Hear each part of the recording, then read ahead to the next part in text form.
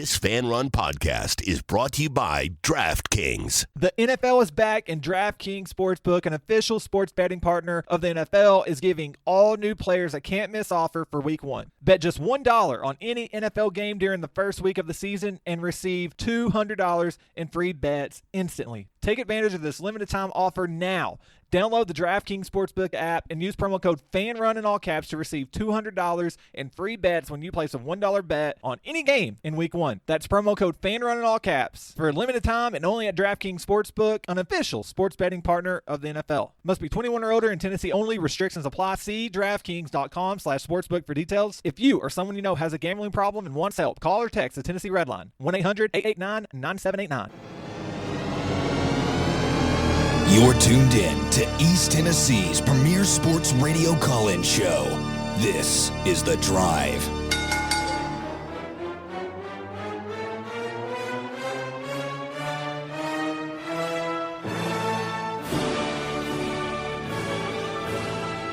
And hello, good afternoon, and welcome. Another stellar edition of The Drive getting kick-started. 3:01 on this Overreaction Friday, presented by the Phone Exchange. Welcome to the Phone Exchange back for another year on The Drive. They'll be doing Overreaction Mondays for most of the year. We do it on Friday today, and I want to remind you that the Phone Exchange is Knoxville's easiest place to buy, sell, or trade pre-owned phones. And I want to tell you for the first time about their new location in Alcoa on Gill Street. Shout out to Blount County this afternoon, the County of Championships. Go check out the new Phone Exchange on Gill Street in Alcoa.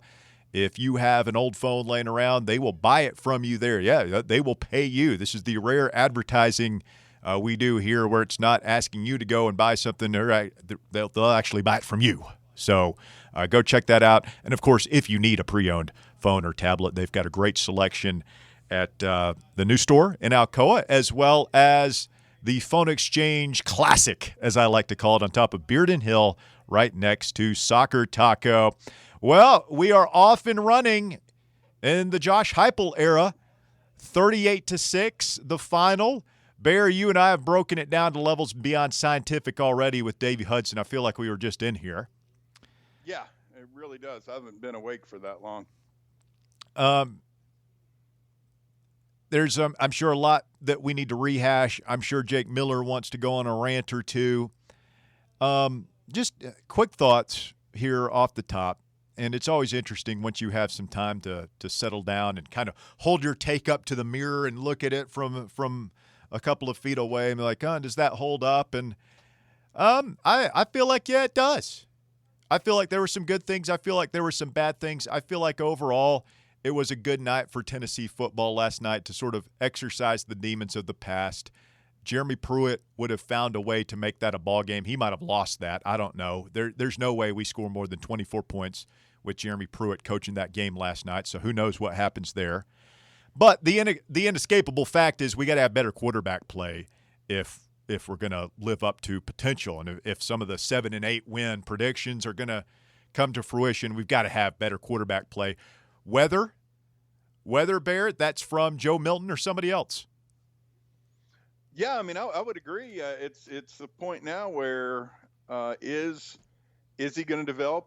Last night was far from perfect. I think we all agree on that. He had a great start and then kind of went cold after that. But, Heupel's known as a quarterback developer, and I think we've got to temper some of our hot takes simply because, it's not Jeremy Pruitt. It's not that staff. It's not Botch.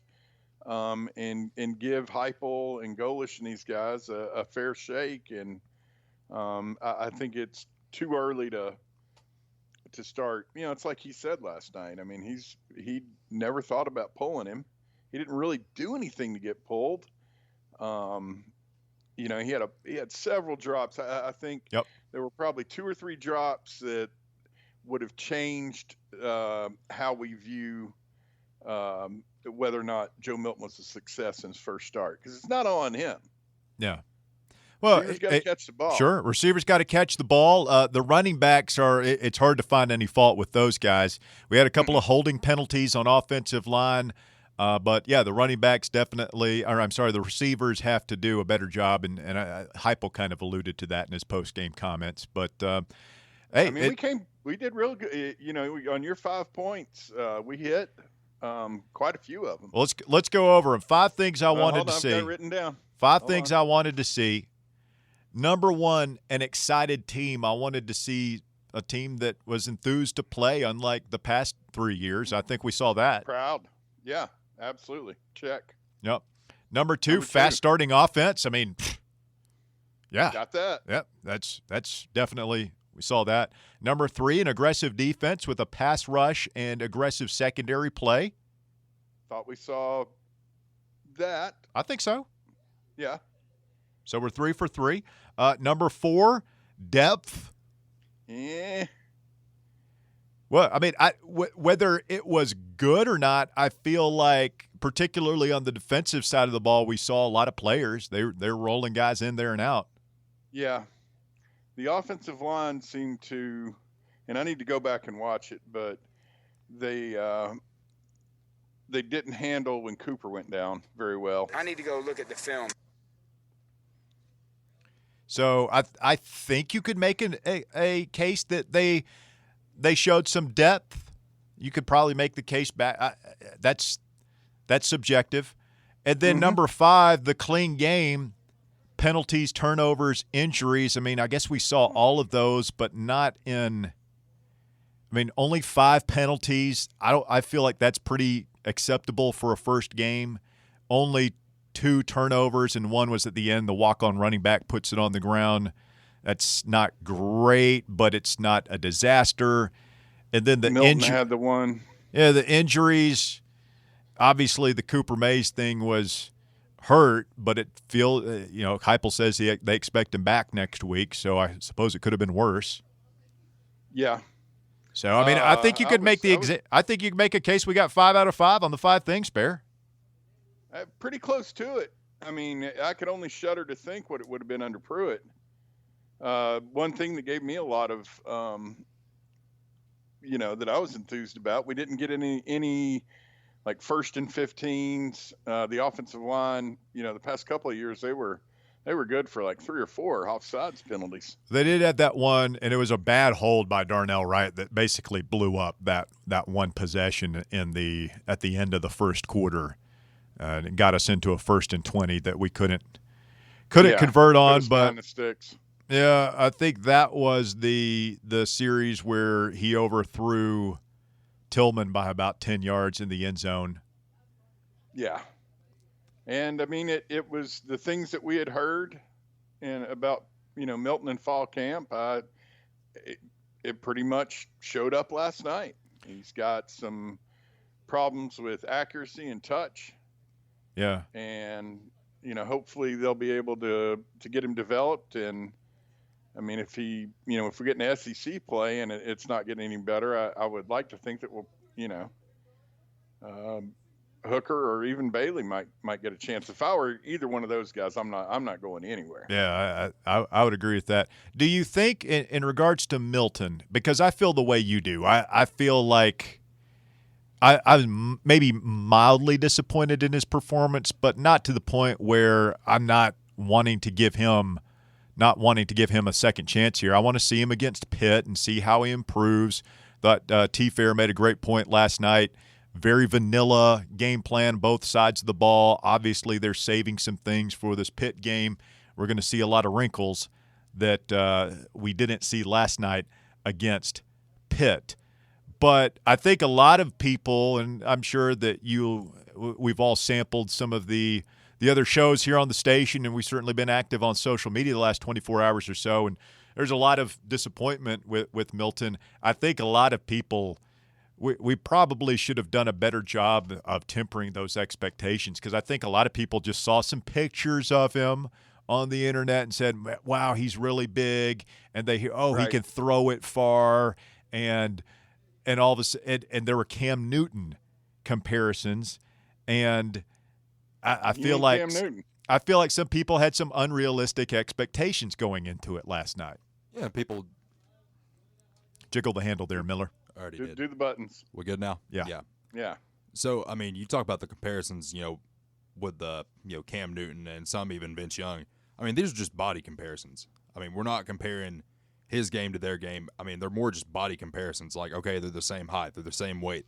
We knew that. I feel like there are some more casual fans that might have actually been expecting the next coming of Cam Newton or Vince Young. An explosion last night. And I was hoping for that, of course. I think we all were, but I expected a little bit better than what we got. But again, I'm not pressing the panic button. I want to see how he responds, how they correct mistakes, what kind of improvement they make. Right. But I do think, and this is a question I want to kick around this afternoon, how long of a leash do you give Joe Milton against Pitt?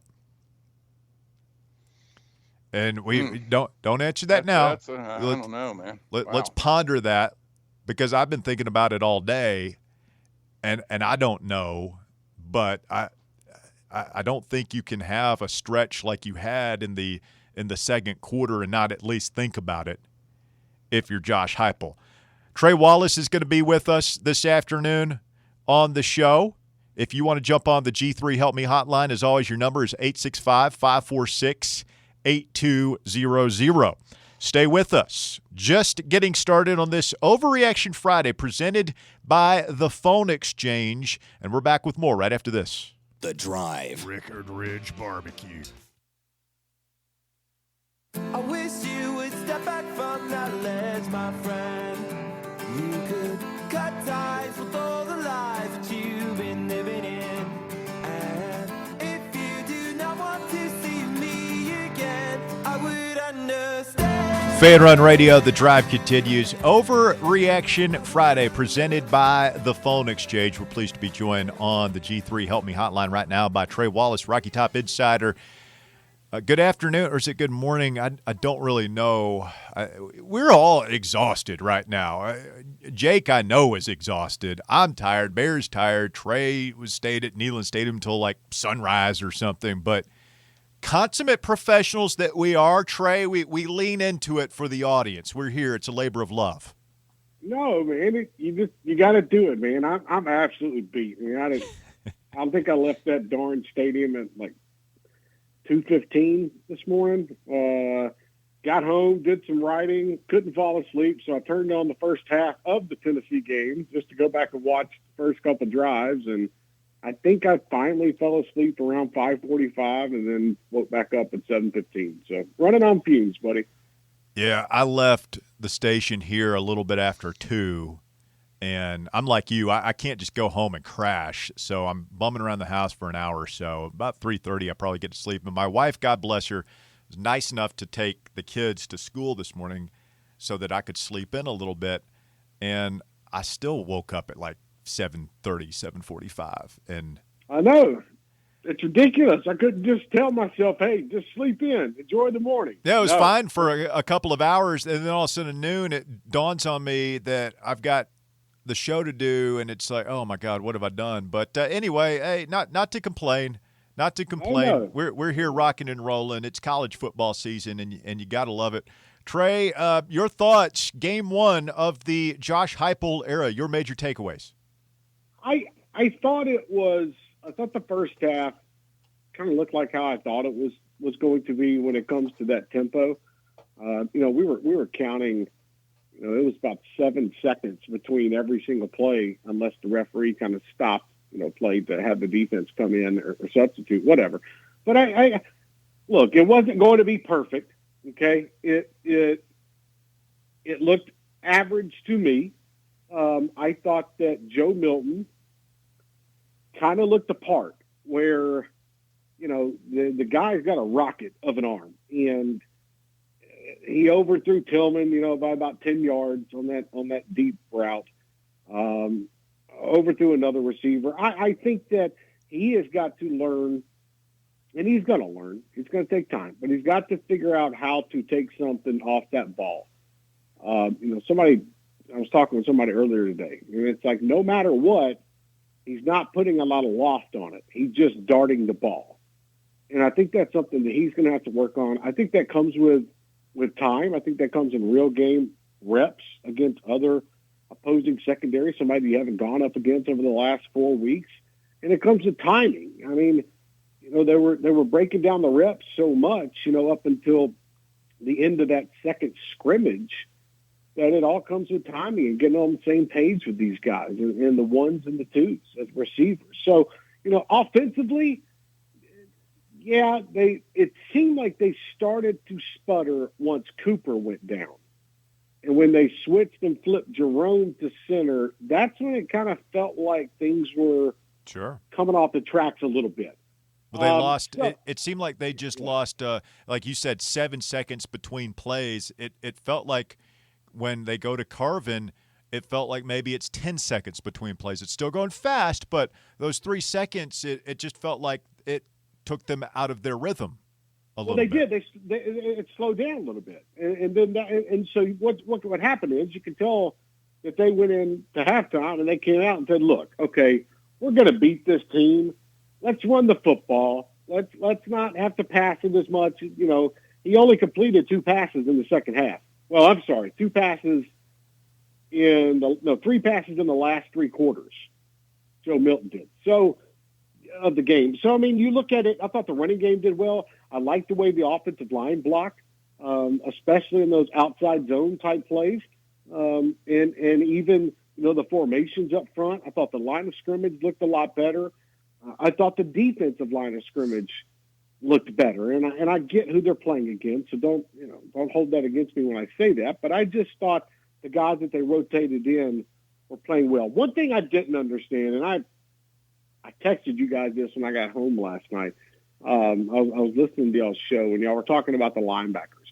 I did not quite understand why they threw Aaron Beasley and Solon Page in the game midway through the second series against Bowling Green last night. I did that part kind of stood out to me. Why are you taking out Banks and Jawan and putting in Solon and Aaron at that moment? Because then, what you saw happen is Bowling Green doing a lot of dunking and diving and then playing with the outer edge, and hitting those sideline passes. So, if there was one takeaway from the defensive side, I think it would be that, because I thought the secondary played well. I thought Trayvon Flowers was all over the field last night. I thought Tank McCullough should have had a pick 6 pretty much. So, those are small takeaways to kind of start this thing off. But I would, for the people that are out there going crazy on the quarterback, I get it.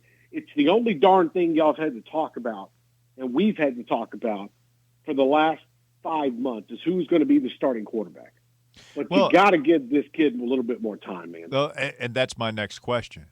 And I think it is the story coming out. And for me, somebody asked Heupel post-game, did you ever think about making a quarterback change? And he was very dismissive. He's like, no. And that's kind of how I felt. I don't think there was any reason to make a quarterback change last night. You've named this guy the starter. You've given him these reps. I feel like you roll with him and try and let him grow into the game. And I don't think there's any reason to consider starting anybody else next week. But that he didn't do anything. He didn't do anything. I'm sorry to cut you off. He did not do anything that was worthy to be taken out of the football game last night and to play Hendon or Harrison. He didn't. But here's my question, Trey. Going forward against Pitt. Yeah. How long a leash do you give him? If he goes out there and struggles from the get-go, and we all know that this Pitt is going to be a much better defense than Bowling Green presented.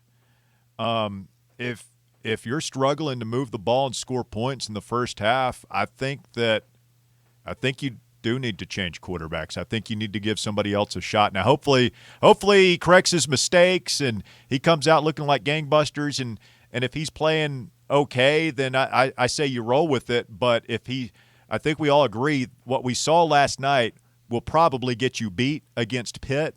And if he can't do any better, I think you have to make a change. I don't disagree. I've said this to you guys. I think Hendon Hooker is the best throwing quarterback on the roster. But, all around type of player, that's where Joe Milton kind of falls into line. It was interesting to see him. Yeah, go ahead, Bear. Go ahead. No, I was just going to say, we had heard through camp that, that Joe Milton was a better runner, but it Right. sure didn't look like it last night. He seemed like he was tentative, and Well, when you get in SEC play, you're going to have to commit. I understand if he's not wanting to protect himself, then you need to slide, but you can't half-ass it and go head first. I mean, I agree. Look, I agree with you on that, but I also will say, after talking to a few people last night after the game, Tennessee only ran about 30% of their offense last night. I mean, it's not like you saw a lot of speed option last night. It's not like you saw the quarterback really get outside the pocket, and try to find that guy on the run or anything along those lines. You didn't see those things last night. And those things are going to be in the game plan against Pittsburgh. So you're only running a certain percentage of your offense. You're not giving away too much. I mean, what did we see last night of the quarterbacks? We saw outs, 10-yard outs. We saw Jalen Hyatt with a bunch of digs. We saw Cedric Tillman try to go deep twice. We saw Jalen Hyatt miss pretty much a touchdown, or at least a long yardage gain. So they didn't really do anything special last night offensively. And I think that's smart. You didn't have to against a team like that. You had two guys that rushed for over 100 yards, and Tyon Evans and Jabari Small. And you had the offensive line taking care of business up front. I think if you get away with that out of your first game and you come out of there and you win by 32 points, I mean, when's the last time Tennessee's beaten a team by 32 points? I mean, I think it was Vanderbilt last year. But right. I saw it earlier. It's been years and years. I just think this team is still getting to know each other. You have to remember as well, Joe Milton in active practices, and I'm just putting this out there, in active practices where they're not walkthroughs and they're not, twiddledinks and they're not doing anything, he's only really gone with the first string for about 5 to 6 practices. I want to see what this kid, looks like after a Saturday practice, after a Sunday practice, a Monday. Then we'll start to realize if they've got something. If they don't rush and bear, okay, let's see what Hendon Hooker has, because you've only got him for a certain period of time, and you don't want to have him on the bench getting wasted his opportunity. So, I would just say, let's see what he does against Pitt. I get everybody is so pessimistic about the quarterback position at Tennessee, but you won last night. You won big. You rushed the ball. The quarterback did pretty decent at times. I know his passing was off, but it's not like they did a lot of passing anyways. I think he only had 13 attempts last night. So let's not act like he went out there and went 9 for 28 and 110 yards and 1 rushing touchdown. They only threw the ball 13 times in a Josh Heupel offense. Yeah, what does that tell you about what they were trying to do? I don't know that I'm pessimistic about the quarterback yet. I mean, I'm definitely kind of, like I said earlier, mildly disappointed, but not disappointed enough to make a change going forward. I want to see some improvement out of him. I think he can, but I do think you have to, if you're Heupel, you have to have a plan. If Hooker's your backup, and it's, judging by last night, he is. I think you have to have some plays ready for him, a backup plan ready. If Milton continues to struggle, I think you have to have a plan B. But it'll be interesting to see what happens. We visit with Trey Wallace here this afternoon on the show. Trey, what else stood out to you last night in Neyland? Wide receivers. Bayless was not. I think you'll see a full 100% Bayless next week against Pittsburgh. They were pretty timid on his attempts, plays out there on the field. Tennessee still wanting to get Jimmy Callaway back, who was dealing with that foot injury. It might be against Pitt. It wouldn't surprise me if he's not back until, the Tennessee Tech game, just to get him some reps. They didn't have Ramel Keaton, but whatever. It's not that big a deal. They've got the talent there. I like the way that they were lining up. Especially with the wide receivers. I really thought that they did a really good job of getting set and getting back to the line. I thought the coaches did a good job of getting the play calls in. You didn't see – here's something that stood out to me last night. You didn't see many times where Tennessee had to call a timeout because nobody understood what was going on the field. I thought that's a positive. I mean, it's small things. They look pretty well organized. Right. How many times have we seen over the last 4 years that they've had to call a timeout because they don't know what the heck play they're running? That's a good point. Or only the quarterback knows which play they're running, and he just goes and does his own thing. So I thought that they did a good job last night of handling the offense, getting the signals in from the sideline. And this is a work. And I'll say the same thing about the defense. I think the defensive coordinator, I think Tim Banks, I think his guys did a really good job of getting everything in. I thought the secondary again played well. Injury-wise, Tennessee came out pretty healthy last night. Nothing serious. Cooper Mays was back in the game, after going to the locker room. So I think he'll be fine. According to Heupel, he was. And I talked to some folks. He just kind of got rolled up on a little bit with that ankle. So, this is a team that's got to take the next step now. You got a Pittsburgh team coming in. It's borderline top 25, right outside, I would say. They got a really good quarterback in Pickett. I want to see what the secondary does against a team like that, and especially the defensive line. Again, I don't want to single out one player, but Aubrey Solomon didn't even play last night. No, he did. I saw him in there for one or two plays in. He played one. Okay. In like the second quarter, he was in on the Tyler Barron sack. He was lined up at tackle. That's what it was. Okay. Well, our game stats weren't really working last night in the press box, so we couldn't tell who was in. Unless it was he's 99, and I think Garland is 98. It was hard to tell, but one of those guys was in there on that play. Hey, Trey, could you hang for just a quick break, and then we'll be right back. Bear's got a question for you. Trey Wallace joining us on the G3 Help Me Hotline. Quick timeout. Back with more right after this. The Drive. Homeowners all over East Tennessee are more comfortable because of calling Blue Water Climate Control.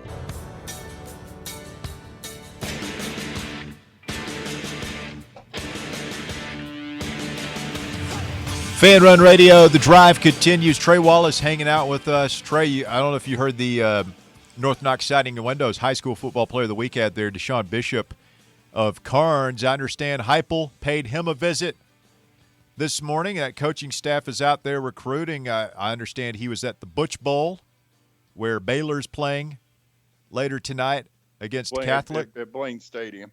And a couple of other area schools that Coach Heupel as he uses this interesting scheduling quirk here, playing that Thursday night game. He gets to get out and recruit a little bit Friday, which is another advantage of moving that game up a little.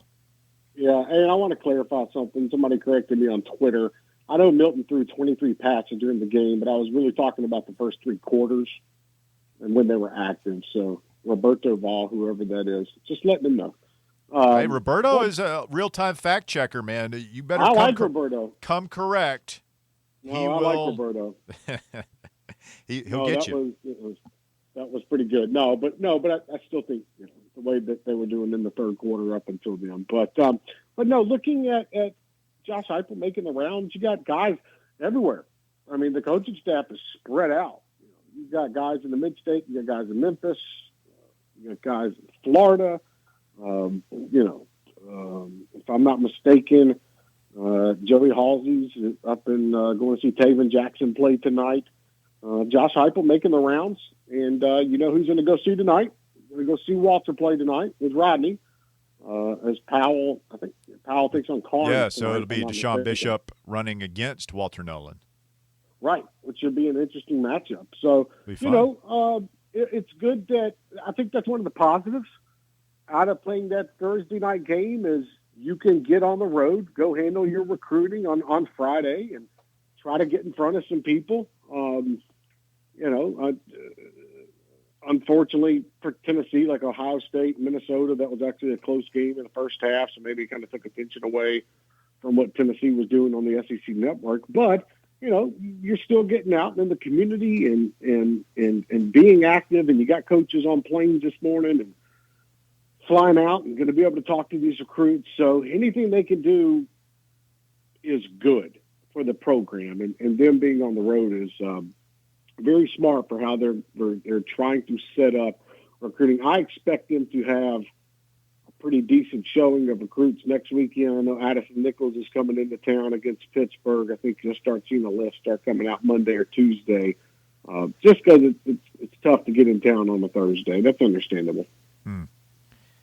Well, the other thing I like about it is it just gives you 2 extra days to get ready for Pitt. Because, I mean, let's face it, Trey, this is we knew it. We've been talking about forever. It's a huge game, and Bowling Green, you put this one in the mirror, in the rearview mirror, and you move on, because this is a early test for Josh Heupel, and I don't think if he wins, we're crowning him. I don't think if he loses, we're packing his bags. But it is an opportunity to kind of jumpstart your program a little bit and get to a bowl game perhaps this first season. And you can't lose that game next weekend. You can't. I look at the way things play out for the rest of the season, and put you behind the 8-ball for sure. Well, it'll put you behind the 8-ball, but also, you know what? The apathy for the season might set in a little early. That's why you got to have a good quarterback play next weekend. You got to play smart against Pittsburgh. Come out and win that game. Win that game. You're Tennessee. In the grand scheme of everything in life, Tennessee should probably take care of Pittsburgh at home, and take care of them. I mean, just win the ball game. But I understand Tennessee's going through some interesting times right now, and Pittsburgh is a pretty darn good football team this year with the returning players that they have. So, I look at next weekend as a big measuring point for what we are going to see all year, because there were certain plays last night where I thought if Tennessee was playing Pittsburgh last night, or Missouri, Florida, something like that, then there would have been a couple interceptions probably. You got a heck of a lot more pressure. Milton wouldn't have had 10 seconds to sit in the pocket and look down his receivers. So it's a pivotal game next weekend. I'm excited about it. Well, keep in mind, Milton performed well against that Minnesota team that gave Ohio State all kinds of problems last year. And he's going to – Heupel is not going to be a hands-off thing, right? Everything you just said about you do this next week, it's a pick six and all that stuff, Heupel knows that. I'm sure he's going to tell him that, and we'll see. I think this is a big moment for Joe Milton. If he performs well, if he's able to bounce back and have a better game against Pitt, I think he pretty much solidifies himself as the starter for at least the first half of the season, if not longer. But if he struggles, what's interesting is if you go back and watch the game last night, go back and look at how many, I call it a breakout play, but how many guys that they sent deep, and tried to beat press man coverage.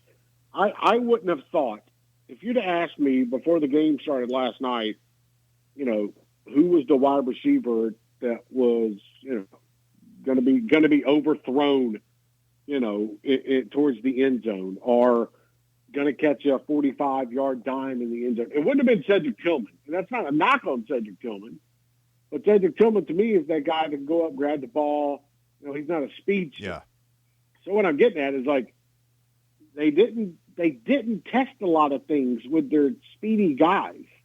So that's what I'm getting at when it comes to the offense. Vanilla. They just didn't. Right. They didn't run the whole offense, man. You didn't see Jalen breaking out for a 30-yard post, across the middle. I know there were one or two times where Joe Milton missed Princeton Fant, across the middle. He was kind of open over the linebackers. I get that part of it. No jet sweeps, which are supposedly a big part of this offense. It was very vanilla. Right. So that's what I'm getting at. Wait till next week. You're going to see Josh Heupel run a heck of a lot more plays, and you're going to see them open up the playbook a little bit more. And if you're Josh Heupel, you just got to hope Joe Milton can take care of the football and handle the situation well. All right, Trey, good stuff, my man. Anything else before we let you out of here to enjoy your weekend of college football? I'm going to enjoy it, man. I'm excited. We got we got Virginia Tech, North Carolina tonight. We got Todd Chandler back in action. Yep, and Kavaris Kraut's playing at 9:00 tonight with Michigan State against Northwestern.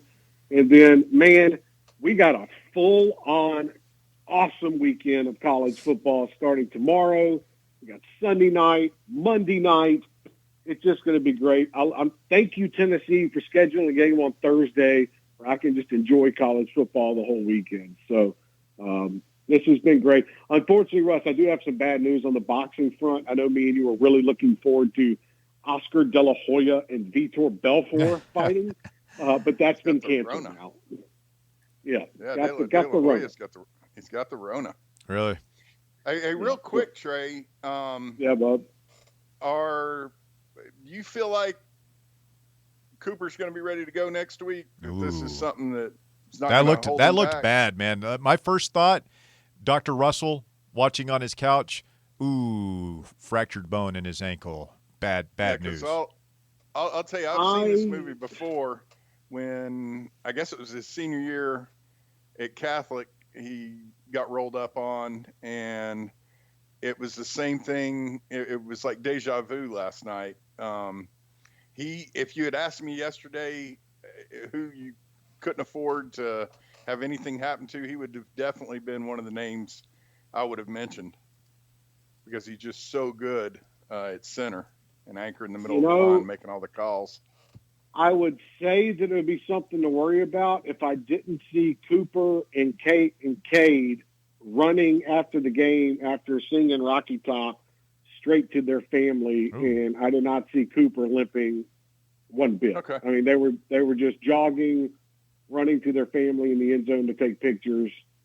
I'll send you guys a picture here in just a little bit. So if he was walking slowly or something like that, limping, I'd say yeah. But him and Cade were just jogging to their family. So I don't, and he was back in the game, so I don't see anything of him missing. So I'll put it this way: if it was a problem with Cooper and they were risking anything, he wouldn't have been in the second half on the sideline in pads and everything like that. He'd have been in street clothes. All right. Very good. Trey, have a great weekend, bud. Thank you. Hey, good luck tonight, Bear, to your boys at the Butch Bowl. Y'all have a good weekend. You go to hell, Trey. Bye-bye. Clown. Oh. Just a Trey Wallace, complete punking clown. Love you, Trey. But man, I thought it was pretty nice to spend some time with us there. 2 segments. Yeah, it is. He's been talking to you too much. Folks, college football is back, and FanDuel Sportsbook is making Week 1 even more exciting. Right now, all customers get a risk-free bet on any Week 1 game. That's right. Place any Week 1 bet, get a refund, and site credit if you don't win. You've got North Carolina, 5.5-point favorites in Blacksburg tonight against Virginia Tech. And that Michigan State squad that Trey mentioned, Quavaris Crouch in action against Northwestern. Northwestern, a 3.5-point favorite there. Get your bets in online at FanDuel. Be sure to register with our promo code DRIVE1 so they know we sent you, and get up to $1,000 back risk-free on your first bet. Again, that's promo code DRIVE1. Must be 21 or older and present in Tennessee. Refund issued as non-withdrawable site credit that expires in 7 days. Max refund $10 unless otherwise indicated. Restrictions apply. See terms at sportsbook.fanduel.com. Gambling problems? Call Tennessee Redline 1-800-889-9789. We'll take a quick break. We'll come right back with your phone calls. It's The Drive on Fan Run Radio. The Drive. Great to be there. I thought the offense, it was amazing how fast they were going. Especially in comparison to Pruitt's offense. Like literally, people were just like slack-jawed watching like how fast they were going. Whether or not they were actually like making first downs or not, it was just pretty incredible to see them snapping the ball that quickly. I was a little disappointed in the throwing game and receivers. Impressed with the defense. Now, I know it's Bowling Green, but I was still impressed. We gave up no touchdowns. So, really, I think I'm going to wait and evaluate everything after the Pitt game. And like I've been saying, it's the most important game of the year, I think. Now, Geraldo, I got to ask before we let you out of here, what is the general climate and tenor and tone of the boys over at Volnugs today? It's split. It's pretty split. I would say it pretty much matches what, you've probably been experiencing on Twitter and stuff. It's kind of split. But I do want to say this. Star Marco is the best message board poster of all time on Volnugs. See you guys. Moron, Geraldo. Bear. Tell Russ what's really going on over there. There's a please huge be nice. Controversy because they're arguing over who was going to start the official game thread, and it was just chaos last night. Oh no. Oh yeah. Oh no. We had a renegade game thread. Star Marco, you've lost all credibility. Get the hell out of here, man. Star Marco. You guys a punk and a clown. We couldn't even get our game thread going right last night. I mean, if you really want to dig into Volnugs, Russ, we can dig into it. Well, I mean, when you start day drinking at like a maniac, 1 o'clock in the afternoon, and the power goes out in Grandma's basement, it can be difficult to get a good game thread going. That's important, though. I'm referring to Heupel as Coach Marshmallow Peep. I've got that's not funny. That's not funny. I know it's not even a good nickname, but it's caught on apparently. Evidently, people are having trouble finding the Voluntary Reaction podcast from last night. What about, it's on my Apple podcast feed. This guy wants to know, what about Androids? Anybody have where do you listen to podcasts, you Android weirdos? I'm not an Android user. Me either. I'm an Apple guy all the way. Oh, then. Sorry, bud. It's on SoundCloud, isn't it? Sorry, I tried. Well, then download the SoundCloud app and... Yeah, it's on SoundCloud, too. Find Fan Run on SoundCloud. There you go. That's the best way to do it. You did a lot of reaction from people who said they were yelling, "Open the tee" in Neyland Stadium last night. I love it. Finally, after 11 years, we've made a real impact on Tennessee football. Good for us. We did it. Bear, do we have Adam Sparks coming on next hour? Yes, we do. 4:15. Your Knoxville News Sentinel. He'll be joining. University of Tennessee football beat reporter. Double beat guy day here on The Drive. It's Overreaction Friday presented by the Phone Exchange. 865-546-8200. If you want to get on with us, 546-8200. We're going to take a quick timeout. We'll come right back. Jake's got the top four at 4 when we continue after this.